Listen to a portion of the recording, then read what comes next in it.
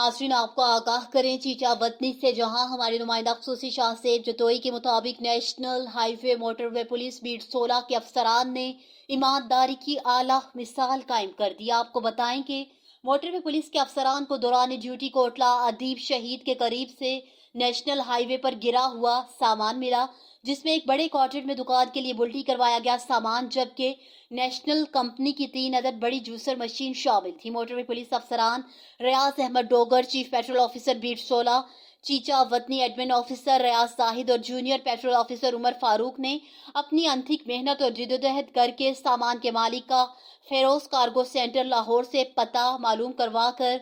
सामान के मालिक अब्दुल जब्बार को